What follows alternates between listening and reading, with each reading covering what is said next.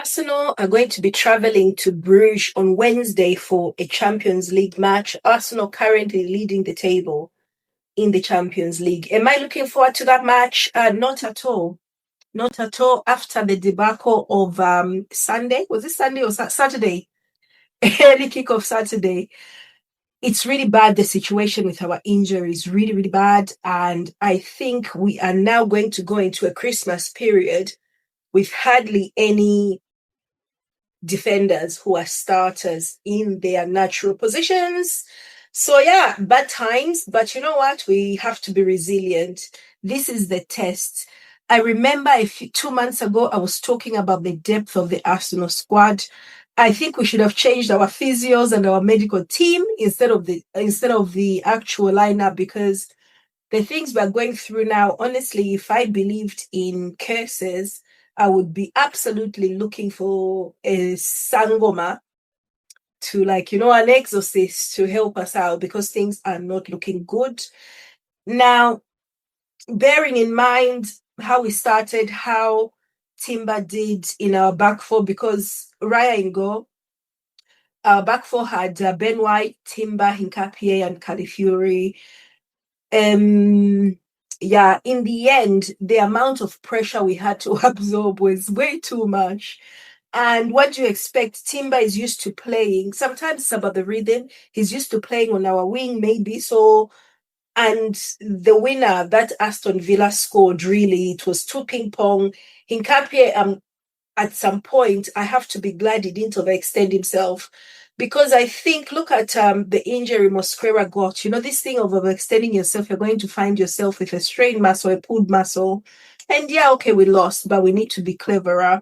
I'm not going to be too bitter. I expected to sort of drop some points, but maybe the 2 points, I expected a draw, not a loss. And it's the worst way to lose, isn't it? Right. So if we keep that back four against Bruges, or there was that young boy that he had, Arteta had put on the lineup, maybe then, but maybe in fact, instead of starting Califury, should definitely start Miles Lewis-Skelly, although I'd like to see Miles Lewis-Skelly more centrally in the Premier League games. I think in certain games that are tougher. Let's see. Midfield, I am praying that we get Norgaard in that midfield. Give Rice a rest. We have literally qualified straight into the next round of the Champions League. Can we please start Norgaard? Otherwise, honestly, it's going to be messy in there. In terms of Zubamendi, I hate being wrong about him, but there was no way. And let's be honest, I'm not going to criticize Arteta too much about the Zubamendi signing. He wanted both Zubamendi and Thomas Partey, but they couldn't renew Partey's contract because of that case that he's still facing. But he wanted both of them. And the reason he wanted both of them he probably wanted a balance. There are certain games that Zubamendi, when he's being pressed, there's no way he just doesn't influence the game. And for me, even when he's not being pressed, I think I've seen his contribution maybe once or twice in all the games that he has played. But you can tell with time, when Arteta has got a good, solid understanding of his lineup and all his players, the new guys, he's going to get Zubamendi functioning. But right now, we probably do not have as much time to bed him in and get him comfortable, because he's literally skipped the frying pan and is in the fire right at the deep end.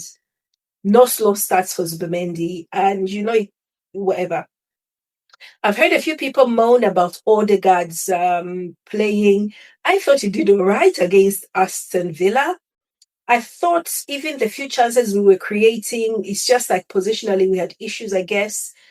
I think he did okay, in my opinion. Of course, he probably, Eze does a better job there, I can't lie. So maybe we need to consider a rebalance. Maybe Eze, Odegaard in that deep midfield and get Zubi out. Honestly, I feel like I'm being a hater because I can't appreciate him. But No, but Eze doesn't defend. He's not very good defensively, and we do need more of that support. I just feel like when Zubamendi is playing with Rice, Rice has to do twice the job because Zubamendi can't do that. He needs too much coverage for what we are facing and what we face constantly. So I'm not hating. Let me leave him alone for now because we know Arteta is going to start him, don't we?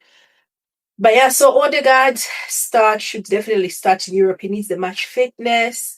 I've got a feeling that Jesus is going to be in the lineup because he has been playing in the friendlies. He should be in the lineup as a starter. Saka definitely needs to start, get much more gameplay. Either him or Noni Madueke, who came into criticism, people accusing him of all sorts. Shut up.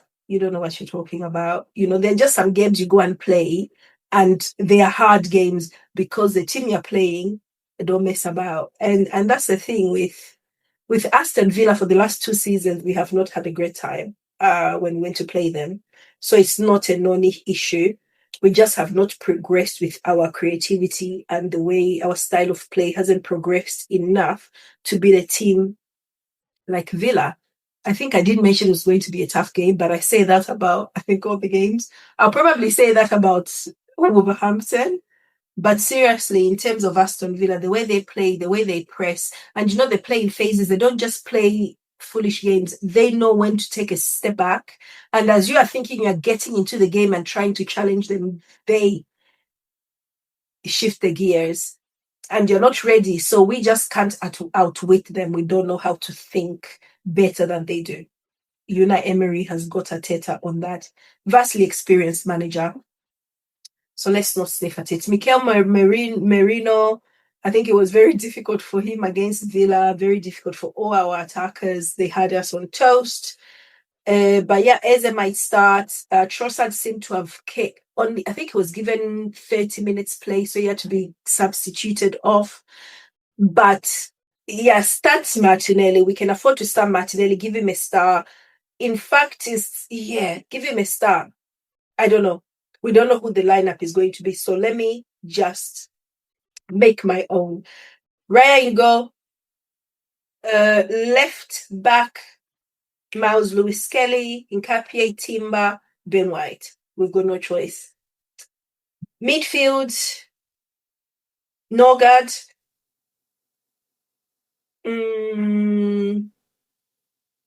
Zubi.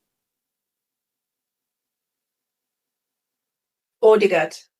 Martinelli, Merino, Nwaneri, Osaka. No, lies. Noni Madueke.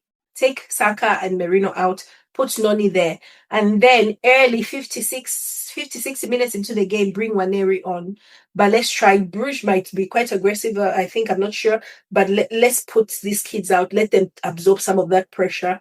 And then, of course, when the game progresses, hopefully we're going to see that Dowman on. So let's see if he comes on as well. Bruges, I'll just post a little snippet of who LiveScore are expecting to start. Remember, nearer the game, things will change. Injuries, fitness levels, and tactical changes are definitely going to come in. But yeah, we don't have anybody I think we've heard of here, but I'll bet you they're going to give us a bit of a game. But yeah, looking forward to it. It's Wednesday night at 8 p.m. It's going to be so much fun. Now, let's have a quick look about some of the games we are going to have on the Wednesday. We've got a big game, Real Madrid versus Manchester City. That will be a crazy game. I think Manchester City should win. I know it's away from home, but Real Madrid are absolutely terrible, aren't they, at the moment? I think they lost their last game, didn't they? Who did they play? And they were at home. Imagine losing at home. I didn't watch it. I was doing an assignment. So they lost to Celta Vigo. Shocking, really. And Manchester City gave Sunderland a damn good CU2. Let's be honest. So yeah, I'm going for a Manchester City win. And this game is always challenging. But Man City, I think, are going to be able to do it. And then let's see the other games. Plenty of games. Club Athletic versus PSG. Club Athletic are pretty decent, but I'm going for a PSG win. Newcastle, Bayer Leverkusen. Bayer Leverkusen had a great win, if I remember right, against Manchester City. But Newcastle are more physical than City, so I would go for a draw or Bayer Leverkusen win. Napoli, Benfica, another draw there. Borussia Dortmund should be able to beat Bodo Glimt. Juventus should be able to beat Pafos, but no guarantee. That is on the Wednesday night. Then I'll track back. Let's have a look at Tuesday night, which promises to be an easier night for me because I'm going to be stressed on Wednesday. So Bayern Munich will be taking on Sporting Lisbon. This is Gyokeres' old club. And I'm going to go for a Bayern win. Here, Atalanta playing Chelsea. Chelsea in Europe are pretty good. So I'm going to go for a Chelsea win. I think in the Premier League, they just wake up for Arsenal. They see Arsenal, they start performing all sorts. But in Europe, they battered Barcelona.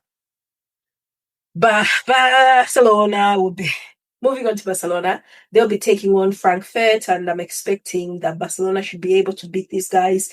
Inter Milan will be hosting Liverpool, and Liverpool having a torrid time, draws everywhere, back four with the fullbacks are not cohesive. Konate and Van Dijk do not seem to be communicating.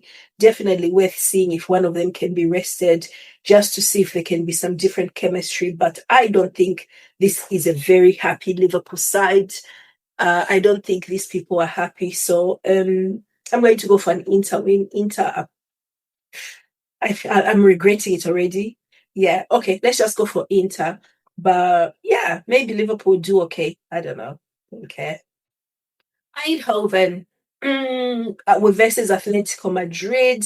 PSV, I remember battered Liverpool 4-1, I think, previous games. So I'm going for an Atletico Madrid win. Narrow away from home. Atletico Madrid are not brilliant, but expect something here, some fireworks.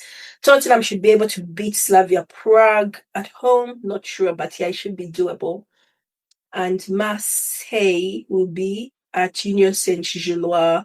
But yeah, there are some games I haven't mentioned, but we'll post them on the screen right now so you can have a look. Let's have a look at the table as we go into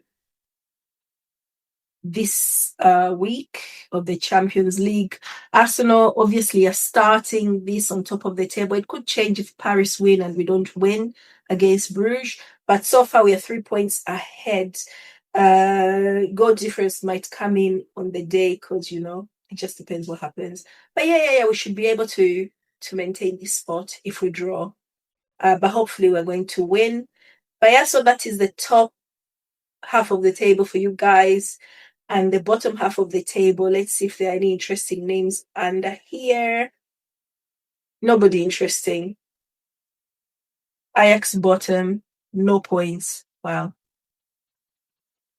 Juventus are lingering there at 22, very poor. Barcelona at 18. Tottenham 16. Atletico Madrid 12. City number 9. But if they win, they'll get 13 points. So it's a lot can change because the positions and points are not the same thing. I think they give a false picture. But these are the games that are going to be happening over the next two days, the next couple of days. So let's have a look and see what happens. But yeah, I'm hoping Arsenal bounce back because that performance against Aston Villa really did a number on me. I said we could afford to lose points, but I didn't mean it. I didn't mean it. My heart was like, no, I'm not used to losing. But yeah, let's see what happens. I hope we win against Bruges, and I'm going for a win, even with a lesser team. And I just need Arteta to be brave. This is a time to be brave, Arteta, and put in a team that's stronger and well balanced. And that is it from me for now. Thanks for joining me. This has been Dali. So talk soon, you guys. Bye bye.